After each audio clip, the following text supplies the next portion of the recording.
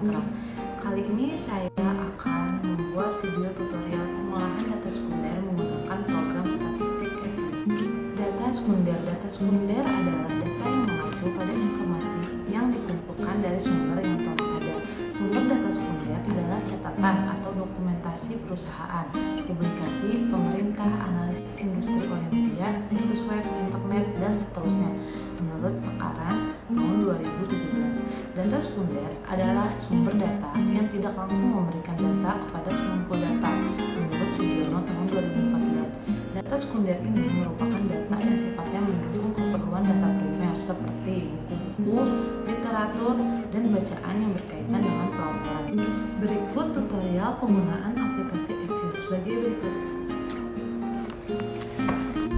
Untuk membuat metode analisis data, analisis regresi data panel, kita membuat contoh judul penelitiannya terlebih dahulu. Ada pengaruh size, return on asset, debt to asset ratio, non-performing financing, dan penerbitan suku terhadap pengungkapan Islamic Social Reporting pada perbankan syariah di tahun 2012 sampai 2016. Setelah kita menyiapkan data Excel, lalu kita akan memasuki tahapan analisis data, yaitu persiapan input data. Buka program FView terlebih dahulu. Setelah aplikasi FView-nya terbuka, lalu kita ganti work file struktur type-nya diganti dengan balance panel. Lalu panel spesifikasinya diganti annual, start date-nya 2012, end date-nya 2016. Number of cross section-nya itu ada 9 perusahaan. Work file name-nya diganti dengan data panel. Lalu klik OK. Setelah itu kita masuk ke tampilan berikut ini. Kemudian kita akan membuat template untuk 6 variabel, yaitu size, ROA, DAR, NPF, suku, dan ISR. Langkah-langkahnya adalah kita akan membuat variabel yang pertama, yaitu variabel size. Klik object, lalu kita klik new object, lalu kita ganti type of object-nya jadi ganti series. Lalu kita ganti name for object-nya menjadi size. Lalu kita klik 2 kali, lalu kita masuk ke tampilan seperti ini. Lalu kita copy paste data yang ada di Excel yang sudah kita buat untuk dipindahkan ke program FView.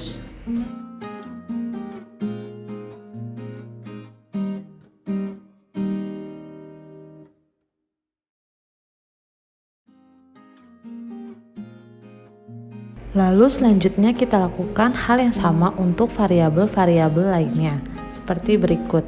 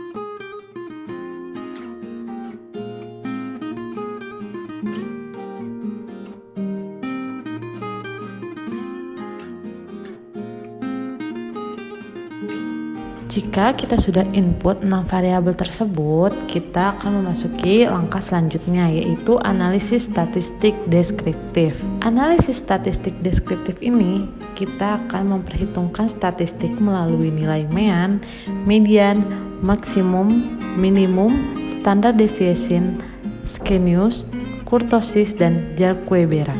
Untuk melakukan analisis statistik deskriptif, langkah yang harus dilakukan adalah klik menu, quick, lalu grup statistik, lalu kita klik deskriptif statistik, lalu kita klik common sample. Nah, setelah ada tampilan jendela dialog berikut, kita masukkan variabel yang akan ditampilkan pada analisis deskriptif.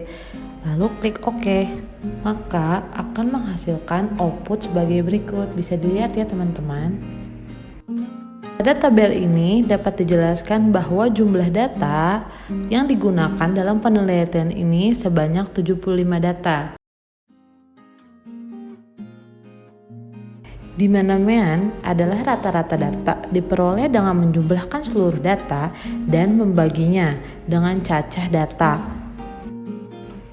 Nilai mean terbesar dialami oleh variabel size, sementara ROA memiliki nilai mean terkecil. Untuk median adalah nilai tengah atau rata-rata dua nilai tengah bila datanya genap. Bila datanya diurutkan dari yang terkecil hingga yang terbesar, median terbesar dialami oleh variabel size, sementara variabel suku memiliki median terkecil. Untuk maksimum adalah nilai paling besar dari data. Maksimum terbesar dialami oleh variabel size, yaitu sebesar 18,18000. Sementara variabel ROA memiliki maksimum terkecil, yaitu sebesar 0,038100. Untuk minimum adalah nilai paling kecil dari data. Minimum terbesar dialami oleh variabel size, sementara variabel suku memiliki minimum terkecil. Untuk standar deviasi adalah ukuran dispersi atau penyebaran data. Nilai standar deviasi yang dialami terbesar oleh variabel size, yang berarti bahwa variabel LDR memiliki tingkat risiko yang lebih tinggi mengalami perubahan dibanding dengan variabel-variabel lain selama periode penelitian. Sementara variabel ROA mempunyai tingkat risiko yang paling rendah. Hal ini menunjukkan bahwa variabel ROA selama periode penelitian mengalami perubahan yang tidak terlalu fluktuatif. Skewness adalah ukuran asimetri distribusi data di sekitar mean. Skewness dari suatu distribusi simetris atau distribusi normal adalah 0. Positif skewness menunjukkan bahwa distribusi datanya memiliki ekor panjang di sisi kanan dan negatif skewness memiliki ekor panjang di sisi kiri. Untuk variabel DAR dan suku memiliki nilai di atas 0, yang berarti bahwa asimetri distribusi data di sekitar mean tidak normal, sedangkan variabel ISR, size, ROA, dan NPF memiliki nilai di sekitar 0, yang berarti bahwa asimetri distribusi data di sekitar mean bersifat normal. Kurtosis mengukur ketinggian suatu distribusi. Kurtosis suatu data berdistribusi normal adalah 3. Bila kurtosis melebihi 3, maka distribusi data dikatakan leptokurtis terhadap normal. Bila kurtosis kurang dari 3, distribusi datanya datar atau platykurtic dibandingkan dengan data berdistribusi normal. Untuk variabel DAR dan suku memiliki nilai kurtosis lebih dari 3, yang berarti bahwa ketinggian distribusi data tidak normal. Sementara variabel ISR, size, ROA, dan NPF memiliki nilai kurtosis kurang dari 3, yang berarti bahwa ketinggian distribusi data bersifat normal. Jar-Quebera adalah uji statistik untuk mengetahui apakah data berdistribusi normal. Uji ini mengukur perbedaan skewness dan kurtosis data dan dibandingkan dengan apabila datanya bersifat normal dengan H pada data berdistribusi normal. Uji Jar-Quebera didistribusi dengan X2 dengan derajat bebas atau degree of freedom sebesar 2. Probability menunjukkan kemungkinan nilai Jarque-Bera melebihi dalam nilai absolut, nilai terobservasi di bawah hipotesis nol. Nilai probabilitas yang kecil cenderung mengarahkan pada penolakan hipotesis nol. Distribusi normal. Nilai probabilitas variabel ISR itu sebesar 0,459123. Size sebesar 0,449591. Untuk NPF sebesar 0,0000. Lebih besar dari A sama dengan 5%. Kita tidak dapat menolak H0 bahwa data berdistribusi normal atau tidaknya distribusi dalam analisis statistik deskriptif tidak membuat suatu penelitian gagal untuk dilakukan. Analisis statistik deskriptif digunakan hanya untuk melihat gambaran distribusi data yang akan diteliti saja. Selanjutnya kita akan membuat estimasi model regresi data panel. Yang pertama, Common Effect Model atau CEM.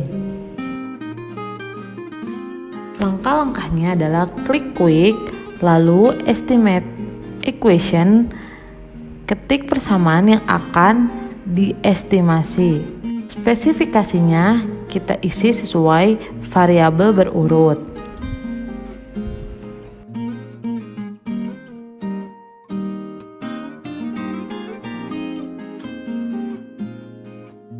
Panel option, kita cross section dalam kondisi non, lalu oke.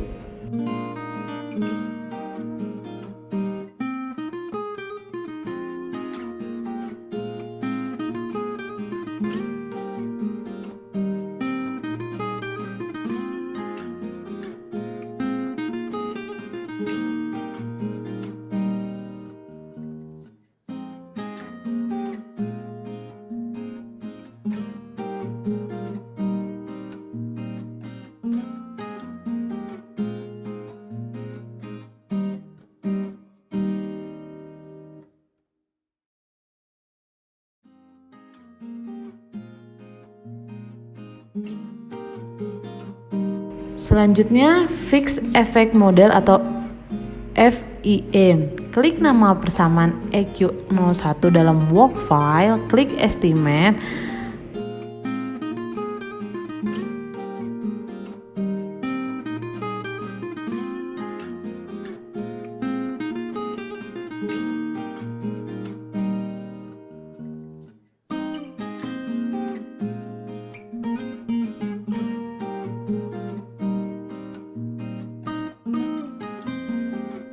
Klik tombol panel option, cross section dalam kondisi fixed, lalu klik OK. Maka akan dihasilkan bentuk fixed effect model atau FEM seperti di bawah ini.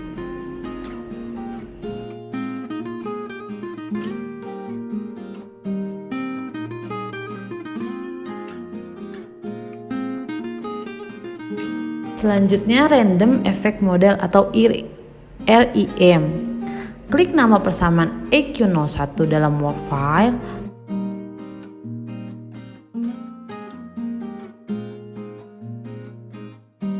Lalu klik Estimate. Lalu kita isi variabel sesuai berurut.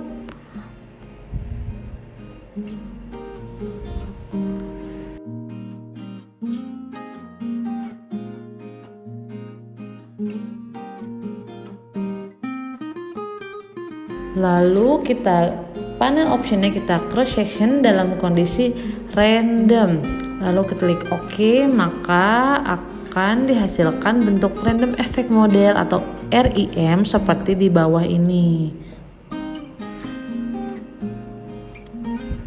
Selanjutnya, random effect model atau REM. Klik nama persamaan EQ01 dalam work file, lalu klik Estimate. Lalu kita isi variabel sesuai berurut.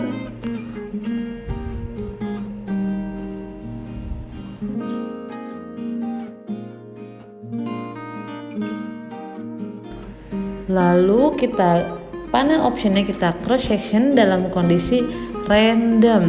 Lalu klik OK, maka akan dihasilkan bentuk random effect model atau REM seperti di bawah ini.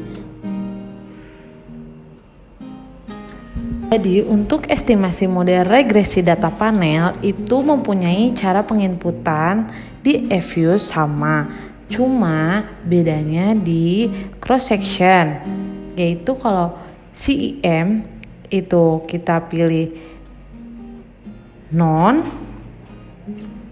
untuk fixed effect model kita pilih fixed, untuk random effect model kita pilih random. Nah, jadi gitu teman-teman, pengolahan data sumber menggunakan program statistik eView. Kurang lebihnya mohon maaf. Wabillahi taufiq wal hidayah. Wassalamualaikum warahmatullahi wabarakatuh. Jangan lupa like, comment, and subscribe. Bye.